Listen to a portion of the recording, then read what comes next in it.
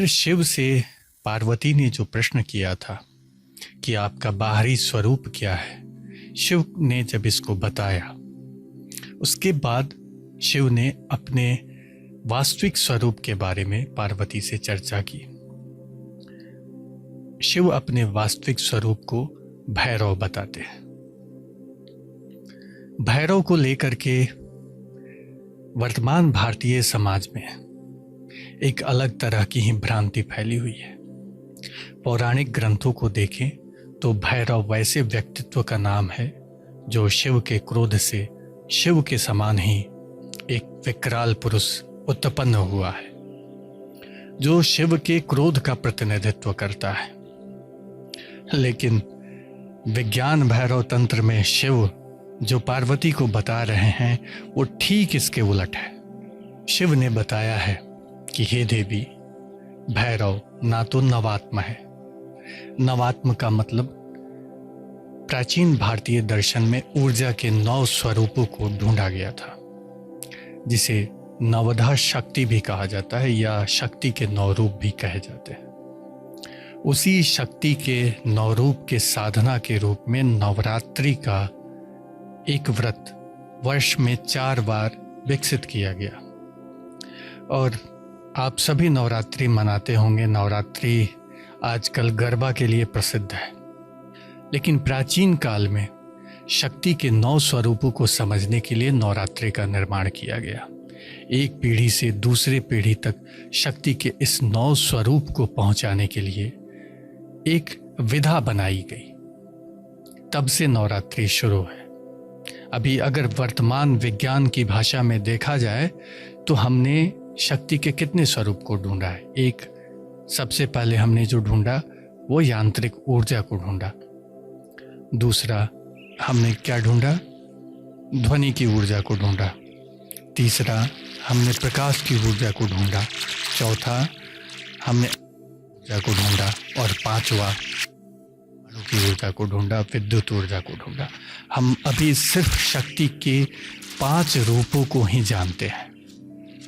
मैं वर्तमान विज्ञान की बात कर रहा हूँ, मैं अपनी बात नहीं कर रहा हूँ और ना ही आप लोगों की बात कर रहा हूँ जो शक्ति के 9 रूपों को जानते हैं।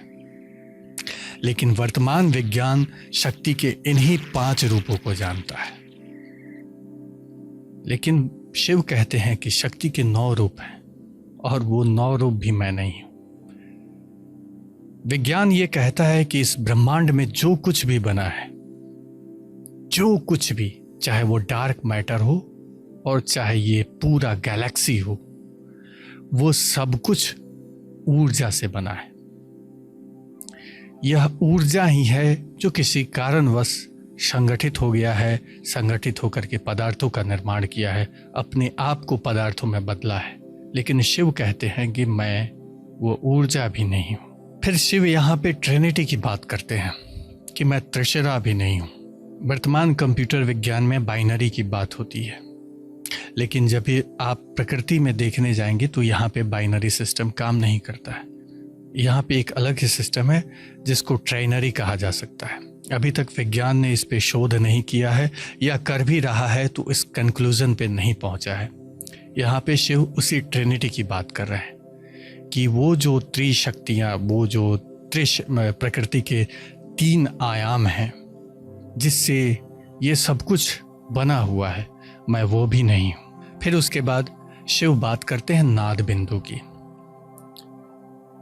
चंद्रमा के ऊपर जो बिंदु होता है, चंद्र बिंदु, उसी को नाद बिंदु कहा जाता है।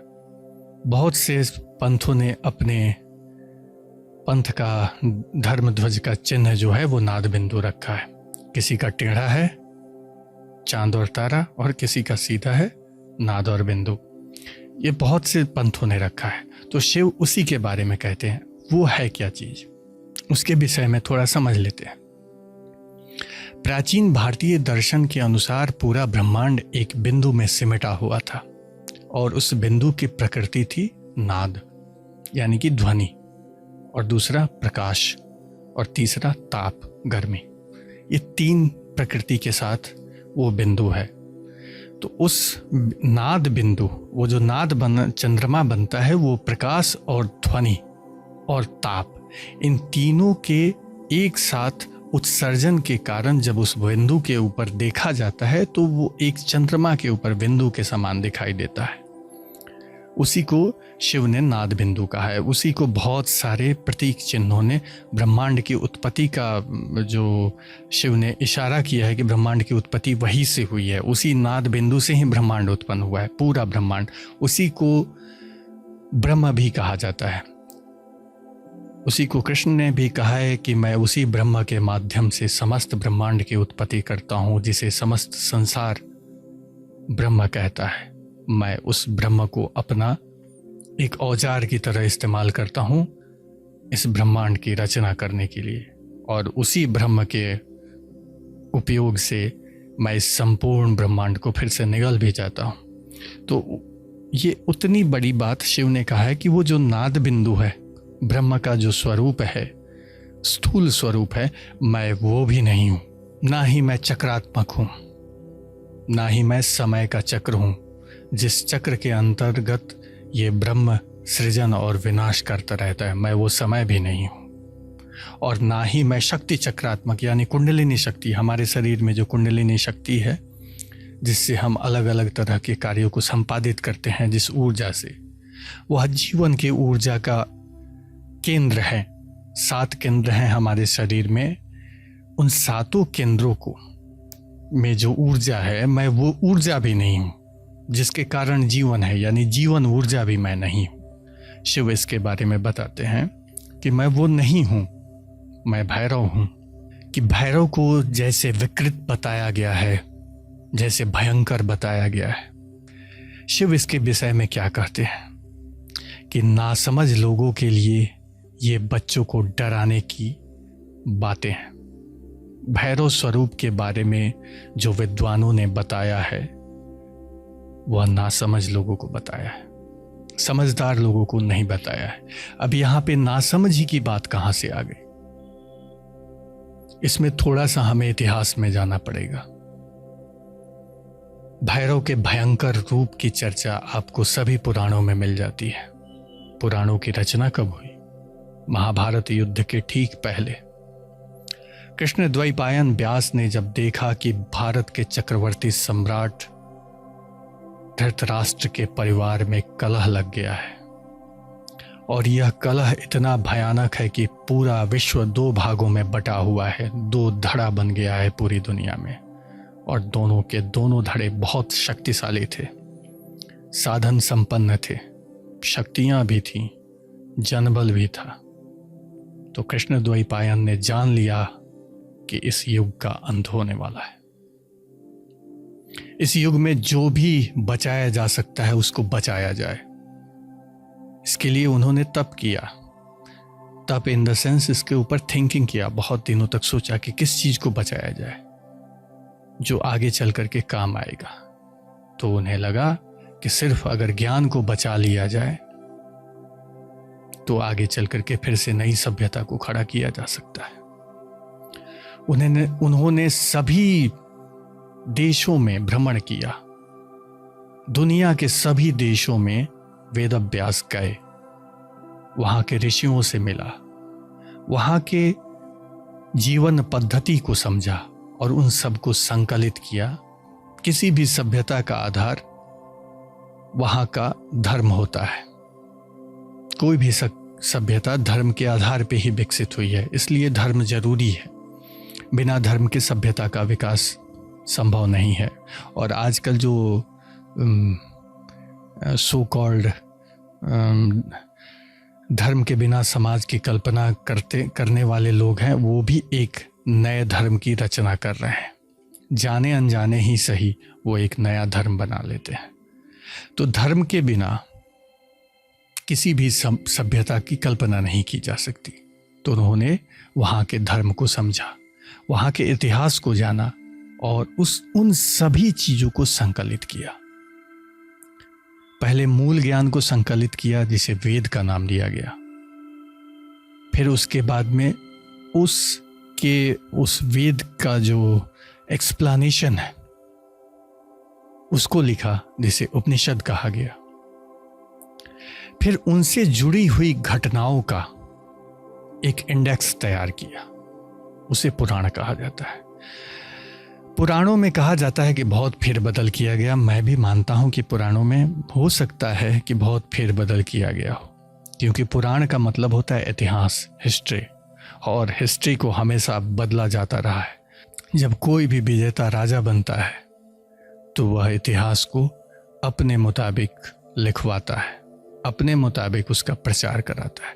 तो हो सकता है कि पुराणों में बहुत सारी चीज़ों का बदलाव किया गया हो, बहुत सारे घटनाक्रम के ऊपर जो कहा गया हो वो बनावटी हो, लेकिन पूरी तरह से पूरे पुराण को नकार देना ठीक नहीं है।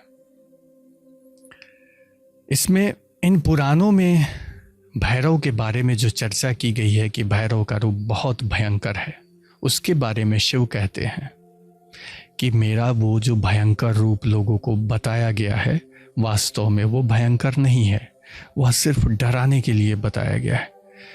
जैसे कोई बच्चा खाना नहीं खा रहा हो तो उसकी माँ डराने के लिए बोलती है कि जल्दी से खाना खा लो, नहीं तो बूगी मैन आ जाएगा।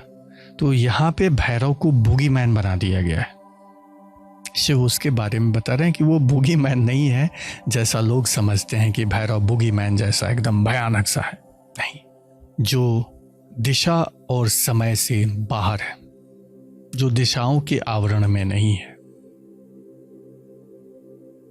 जो समय के भी पार है, यानी काल के भी पार है, महाकाल है, जो दिशाओं के आवरण में नहीं है, जिसे दिशाएं मतलब वो दिशाओं के अंदर नहीं है, दिशाओं के बाहर है, यानी कि जो हम सारा दिशा जो कुछ समझ रहे हैं वो सब उसके अंदर है, वो उसके बाहर है, यानी कि संपूर्ण अस्तित्व जिसके अंदर है, जिसके गर्भ में है, वो भैरव है। जो समय से परे है, जो काल से परे है, वो भैरव है। और वो क्या है? वो भैरव है क्या? जिसके अंदर संपूर्ण अस्तित्व है। तो वह हम तुम सब बन करके यहाँ पे जी रहा है, हमारे सुख और दुख का आनंद ले रहा है। वो स्वयं हम और तुम बन के जी रहा है, और हमारे और तुम्हारे सुख का, दुख का, प्रेम का, भावनाओं का, क्रोध का, इन सभी चीजों का आनंद ले रहा है। वह इस जीवन को जीते हुए भी इस जीवन में आसक्त नहीं है, उन्मुक्त है। वह भैरव है। उसकी व्यापकता का अंदाजा तुम इसी बात से लगा सकते हो कि वो पूरे विश्व को भरने वाला है, इसलिए वो भैरव है। पूरे विश्व में उसके सिवा कुछ है ही नहीं। जहाँ तुम खाली देखते हो वहाँ पे भी वही है, और जहाँ पे तुम्हें कुछ दिखाई देता है, उस दिखाई देने वाले चीज के अस्तित्व के पीछे जो कारण है वो भी वही है। जो अस्तित्व बना है उसका प्रत्येक कण, प्रत्येक परमाणु से भी छोटी अगर कोई इकाई होती है, वो सब कुछ उसी से बना है। वो भैरव है। इसीलिए भैरव को विमल भैरव कहा गया है, जिसमें कोई विकृति नहीं है, बिना विकृति के। विमल का मतलब होता है जो दोष रहित है, जिसमें किसी भी प्रकार की गंदगी ना हो, शुद्ध हो, वो भैरव है। तो शिव ने अपने स्वरूप को बताया कि मैं अनासक्त जीवन में सुख और दुख दोनों का आनंद लेते हुए और दोनों से निर्लेप भाव में इस शरीर में, इस आवरण के अंदर जो जीता हूँ वही हूँ मैं।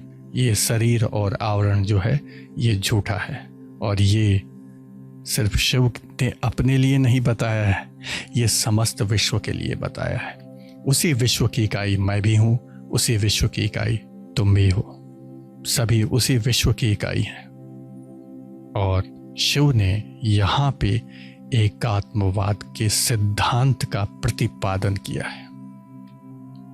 इसी को आप एकात्मवाद कहें या इसी को आप अद्वैतवाद कहें, शिव ने इसका प्रतिपादन किया है, पार्वती के समक्ष प्रतिपादन किया है।